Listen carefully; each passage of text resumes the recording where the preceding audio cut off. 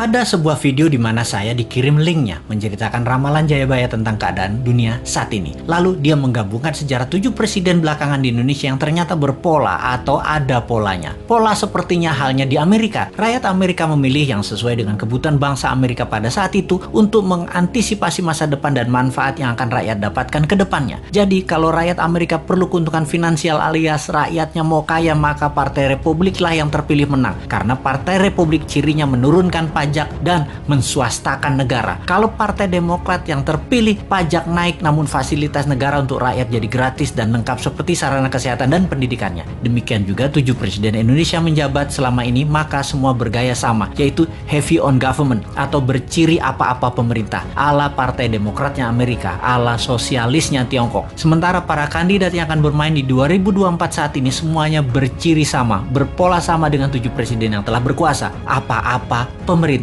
Hanya Bosman Sontoloyo yang punya konsep heavy on swasta atau menswastakan kegiatan membangun ekonomi terbesarnya dan menurunkan pajak konsepnya seperti Partai Republiknya Amerika. Untuk hal ini memang kembali ke masyarakat karena konsep menswastakan pemerintah belum pernah terjadi sebelumnya, atau mengikuti swasta terutama UKM dalam porsi besar lebih dari 80% ekonomi belum pernah terjadi sebelumnya dalam 7 pemerintahan yang telah berjalan. Selama ini memang tenaga kerja 96% diserap UKM, namun ekonomi UKM hanya 40% saja dari porsi ekonomi nasional. Sisanya adalah anggaran pemerintah dan oligarki. Sudah 7 presiden polanya ya seperti ini. Belum pernah UKM naik kekuatannya menjadi menguasai ekonomi ke 80% atau naik 100% dari sekarang, atau 2 kali lipat kekuatan ekonomi saat ini yang bisa membuat GDP per kapita naik dari $4.000 menjadi $8.000 dalam sekejap. Sungguh, kalau mau UKM menang, juga pajak turun. Ya tidak pakai siapapun yang mencalonkan di 2024 yang saat ini ada di etalase calon presiden. Tapi entah bagaimana,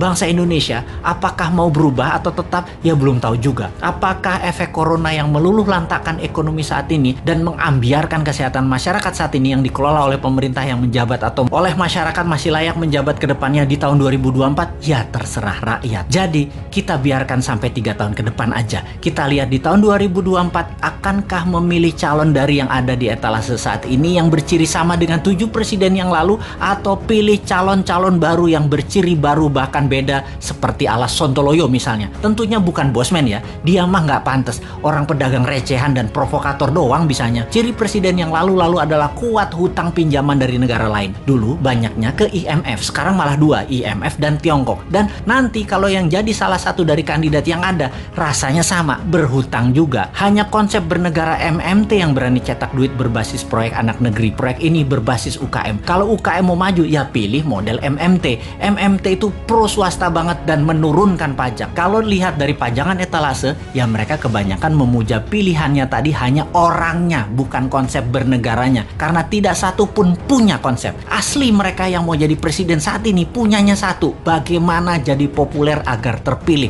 Mek ngono tok ilmunya. Bener deh, bagaimana supaya Anda memilih mereka? Citra aja dibenerin, bukan konsep yang mereka jual. Kalau Bosman, citranya kan kampungan, provokator, komentarnya norak, kulitnya hitam. Jadi karena karakternya nggak bisa dijual, maka dia jual konsep. Itu pun norak. Mainstream ya tetap maunya ngutang asing. Yang anti hutang asing kecil banget, yang mendukung UKM malah nggak ada. Akhirnya UKM-nya senang ngutang juga kalau cari duit. Kapan berubahnya bangsa ini? Begitu kuat doktrin minjem itu di kepala semua pejabat sampai UKM-nya pun tidak ada alternatif lain. Kembali ke video yang linknya saya dapat dan saya nonton, ternyata Satrio Piningit atau kesatria yang dipingit itu keluar ketika ada goro-goro atau malapetaka dahsyat menghancurkan negara dan dunia. Saat ini virus corona dianggap goro-goro. Lalu ketika goro-goro terjadi, ada kesatria yang suaranya saja muncul, wajahnya dan penampilannya dipingit tidak muncul, yaitu Bosman. Jadi kesatria yang dipingit tadi adalah kesatria yang terus-menerus memberikan arahan, solusi, dan sosoknya dipingit, diumpetin, yang penting pesannya tercapai. Lalu pola kepemimpinan nasional yang lengkap menjabat. Pak Karno itu Majapahit atau Jawa Timuran, Pak Harto itu Jawa Tengah atau Mataraman, Pak SBY itu Majapahit, Pak Jokowi itu Mataraman, dan Bosman itu Jawa Timuran Majapahit. Begitu pola penggantinya seharusnya. Habis Mataram ya Majapahit. Dan